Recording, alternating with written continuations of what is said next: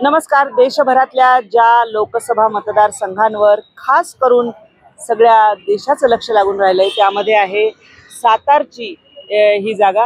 कारण छत्रपती शिवाजी महाराजांचे वंशज उदयनराजे इथे निवडणूक लढवत आहेत आणि त्यांच्या विरुद्ध शरद पवार गटाचे राष्ट्रवादी काँग्रेसचे शशिकांत शिंदे इथे मैदानात आहेत.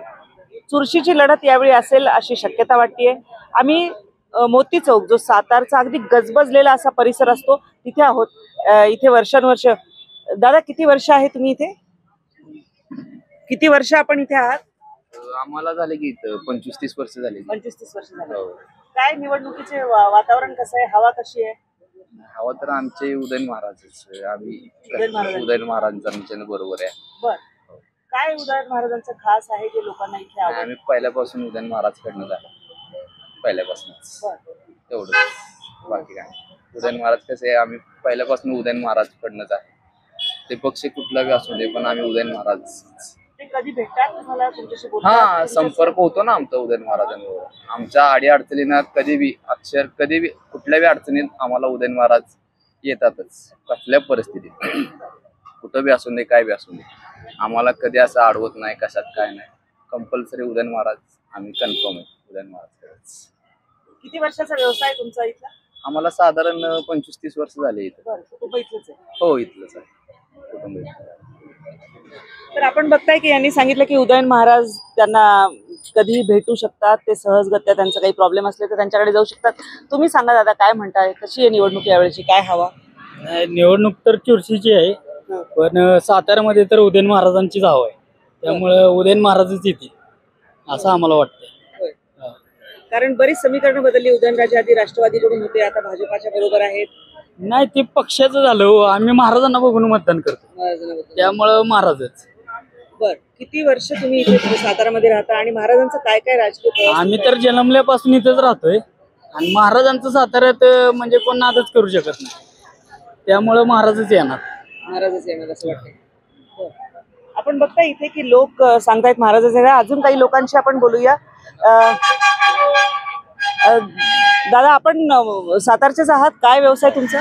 आमचा फळांचा व्यवसाय आहे. बर, किती वर्षापासून तुम्ही इथे आहात आणि निवडणुकीची काय हवा यंदा? तर कमी 30 वर्ष झाला आम्ही इथं व्यवसाय करतो. बर, आणि इथं जे इलेक्शन जे आहे ते चुरशीच होणार आहे आणि त्यात जे आहे ते उदयन महाराजांची आम्ही त्यांना सपोर्ट करतो आणि त्यांची सीट लागल. त्यांची सीट लागेल असं वाटतं. काय कारण आहे की इतके वर्ष? कारण गेल्या वेळचा 2019चा अपवाद वगळला तर नेहमी महाराज निवडून येतात. याला कारण काय? त्यांची जी सवय आहे ती गरिबांवर ते लक्ष ठेवतात आणि अडी अडचणात ते मदत करतात. कधी त्यांच्यापाशी गेले ते कधी नाही म्हणत नाही. कुठलंही काम असून दे कधी जावा ते तो आमच्या कामाला होकार देतात. मग एवढा मोठा असा राजवाडा वगैरे ते राजघराण्यातले दडपण येत नाही कधी? नाही, काही दडपण नाही. कधी आमच्याकडे दडपण आलं बी नाही. त्यांचा काही विषयच नाही. सहज भेटतात. हे रस्त्याने येतात जातात ते आम्हाला भेटतात. कधी जमल्यात हात बी करून जातात, थांबतात, येतात आमच्या दुकानासमोर. तुमच्याशी बोलतात कधी? हा, बोलतात ना. फ्री मोकळ्या मनाने बोलतात. निवडणुकीचं आता काय म्हणजे मतदान देईपर्यंत लोक या किंवा हे म्हणतात, नंतर त्यांनी सगळे आपल्या मागण्या पूर्ण केल्या पाहिजेत ना. बरोबर नाही का? किती वर्ष तुम्ही मतदान करता आहात आणि काय काय तुम्हाला वाटतं की ज्या गोष्टी आहेत ज्या पूर्ण झालेल्या नाहीयेत किंवा तुमच्यापर्यंत उमेदवार पोहोचत नाही? आता हे पाण्याचे प्रॉब्लेम म्हणा, कुठं काय हे इतर रस्ते दुरुस्ती म्हणा चालूच असते ना. किंवा आता मी आता सध्या एका डेअरीमध्ये काम करत होते, त्याचं माझं पेमेंट मिळालेलं नाही, त्याच्यावर सुद्धा काही कार्यवाही झाली पाहिजे ना. तेही झालं पाहिजे. तर मतं दिली की परत सगळे विसरून जातात, असंही होतं ना. देशाचा जर विचार केला तर मोदींची गॅरंटी असं त्यांनी एक आणलेलं आहे आणि काही काही योजना आणलेल्या आहेत महिलांसाठी वगैरे वगैरे. तर काय तुम्हाला वाटतं की देशातली हवा कशी असेल?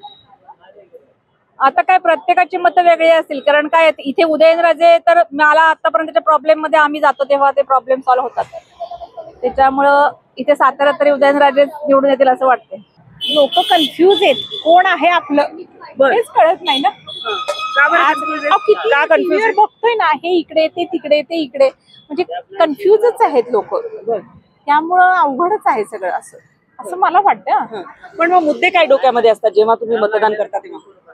खासदारांचे प्रश्न असतात की जिल्ह्याचा विकास, आमच्या MIDC खूप चांगल्या झाल्या पाहिजेत. इथं जे मुलं आहेत सातारा जिल्ह्यातली त्यांना चांगलं जॉब मिळाले पाहिजेत. ही आमची प्रायोरिटी इथल्या येणाऱ्या भावी खासदाराकडून असणारच आहे. मग त्यासाठी काम करावं असं तुम्हाला वाटतं? ऑफकोर्स देशात काय हवा वाटते? देशात बदल हवा. आणि आमच्या मातीला वारसा छत्रपती गादीचा लागलेला आहे, त्यामुळे आम्ही तो वारसा त्या छत्रपतींचा मान राखूनच आम्ही प्रत्येक गोष्ट मतदानाची करणार, याच्यात शंकाच नाही. म्हणजे आम्ही राजेंच्या पुढे दुसरा उमेदवाराचा विचारही करू शकत नाही. हा आमचा सगळ्यात मोठा पॉइंट आहे. मग गेल्या वेळी काय झालं होतं 2019 ला नेमकं? गेल्या वेळेस 2019ला लोकांचा थोडासा संभ्रम होता, लोक थोडी नाराज होती, त्यामुळे काही गोष्टी घडल्या असतील. पण 2024ला असं काही होणार नाही, कारण चित्र स्पष्ट आहे महाराजांचं. मतदान करता? करतो की. सातारचेच आहे? हो. कोणाला मतदान असतं? कोणाला म्हणजे कोण आवडतं तुम्हाला पक्ष म्हणून? कोण उभं राहिलं असेल सांगा. कोण कोण उमेदवार आहे ते माहिती आहे का? कोणते पक्ष आहे, कोणते शशिकांत शिंदे. शशिकांत शिंदे उभे आहे. काय चिन्ह? काय माहिती आता आम्हाला काय नाही माहिती. चिन्ह काय ते माहिती नाही. बर, शशिकांत शिंदे उभे आहेत, पण त्यांचं चिन्ह तुम्हाला माहिती नाही. तुमचं मतदान कधी आहे हे माहिती आहे का? आता मे महिन्यात आहे ना.